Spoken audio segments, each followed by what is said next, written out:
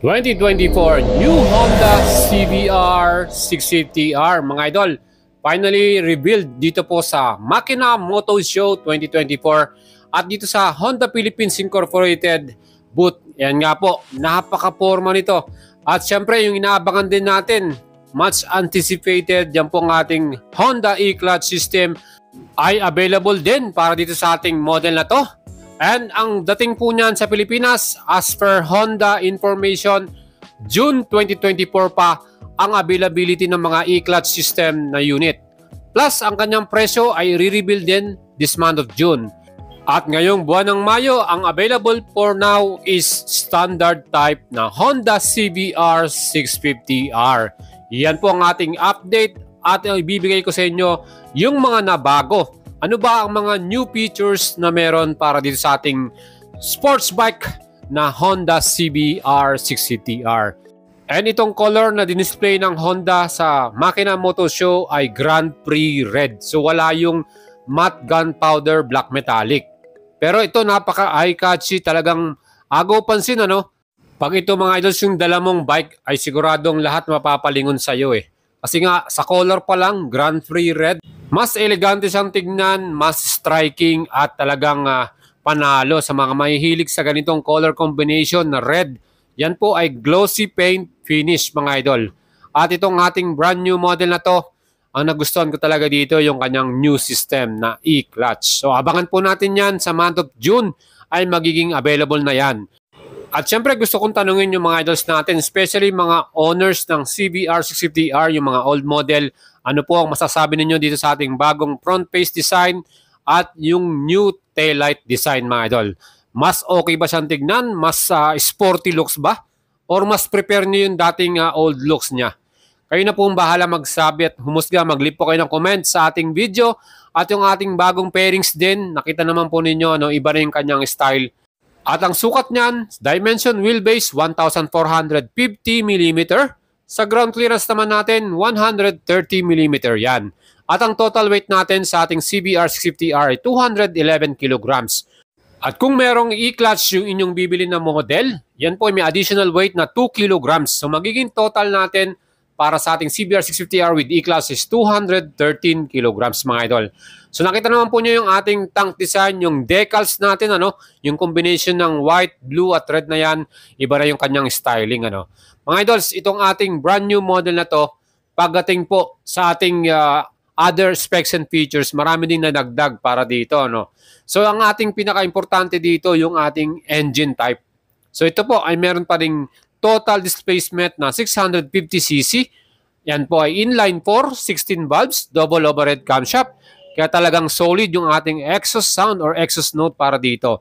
And itong ating bagong system na e-clutch, mas magiging flexible tayo, mas easy na at very effortless na yung ating rides pagdating sa city ride kung naka-engage yung e-clutch natin. Again, ito po ay liquid cooling, electronic fuel injection, 6-speed transmission, and equipped with slipper clutch. Ang kanyang bore by stroke ay may sukat naman na 67mm by 46mm at compression ratio na 11.6 by 1. Ang kanyang total max power, 93.9 HP at maximum torque, 63 Nm at 9,500 RPM. Nakita nyo yung kanyang pinaka shifter. Meron na siyang parang kala mong wiring ng quick shifter. Pero yan po ay sa e-clutch. And ang ating naman chassis, pagdating sa kanyang front suspension, same pa rin yan. Separate function fork, big piston, Showa brand. At yan po ay inverted or upside down forks mga idol. Kaya sagang solid ang ating magiging bounce at performance niyan. Especially sa mga cornering natin. Siyempre yung ating namang rear suspension mga idols, same brand lang din yan. Yan po ay Showa brand din. Via swing arm at adjustable yan. Free load mga idol.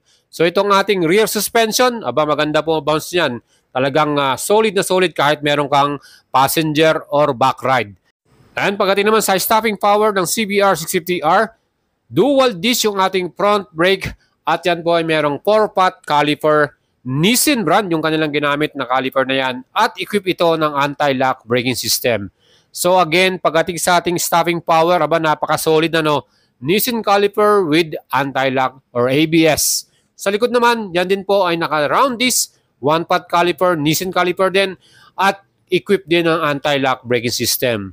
Plus, meron din tong Honda Selectable Torque Control, ang traction control ng Honda. So yan po yung kagandahan dito. Pagdating sa safety features, napaka-solid, di ba? Ang ating namang wheels, ayan po ay multi-spoke at alloy cast wheel yan. Ang front tire size ito ay 120/70 by 17 inch.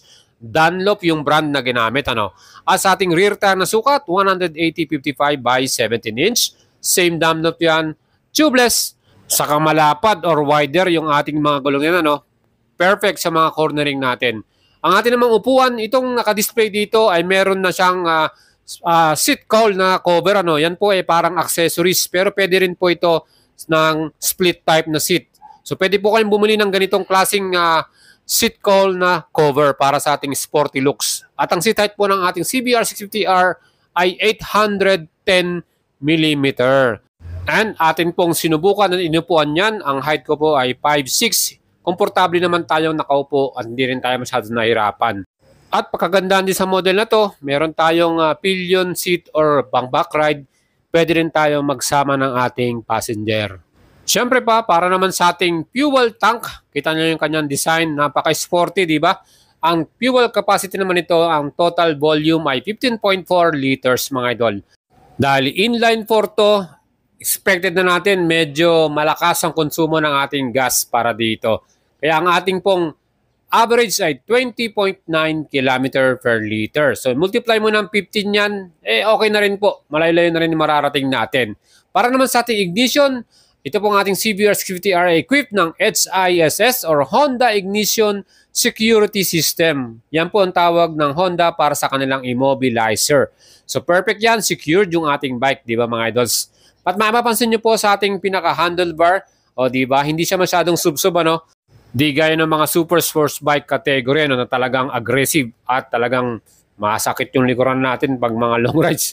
So ito tong ating bagong handlebar mga idols, yung kanyang mga switches ay binago na rin para dito sa ating 2024 model. Kung mapapansin nyo po, yung mga toggle niya ay iba na yung kanyang itsura. Plus, yung pinaka-gitna na yan, dyan mo ma-select din yung ating brand new na system na nilagay nila rito. Yan po ang Honda Road Sync. So yan po yung kanilang Bluetooth connection. So i-download mo yan sa inyong cellphone at i-connect dito sa ating bago din na TFT display na. So colored na po at napaka-visible na rin, informative. So mas maganda ito kahit anong oras yan. Meron tayong napaka-visible na bagong colored display mga idols para sa ating bagong CBR 650R. So mas informative, yan po yung ating Honda Road Sync, yung kanilang application na pwede nyo i-download sa inyong cellphone at kayo po ay meron ng navigation at mga iba pang information. Mga idols, para naman sa ating pinakailaw, sa ating headlight, new front face design at yung ating LED lights na yan, yung pinaka-daytime running light natin at yung ating headlight, yung ating high and low beam. Mas in-improve pa yan ng Honda. Ang sabi nila, mas malakas at mas maliwanag yung ilaw nila ngayon para sa 2024. So yung kagandahan dyan, kahit sa mga cornering, especially night ride natin, visible na yun sa daan natin. Kaya nga, napaka-forma rin ng ating daytime running light na yan. Plus yung sa baba niya, nandyan naman yung parang ergonomics niya, yung pasukan ng hangin. Yan po, dyan sa pinakababa ng kanyang headlight. So yan po yung pinaka-air ducts nung para dito sa ating ergonomics or ating bagong model na to. At yung ating mga signal lights, same pa din. Nasa gilid pa rin yung ating pinaka-signal light na yan. At yun nga yung problema natin dito. Pag yan, tumama sa gilid, sigurado. Pero yun, ang ating brand new na mga design. Binago rin nila itong ating pinaka-taillight, yung pinaka-brake light natin dyan. So, mas sportier yung dating nito. Parang naka-pattern na yan sa ating Fireblade or CBR 1000RR.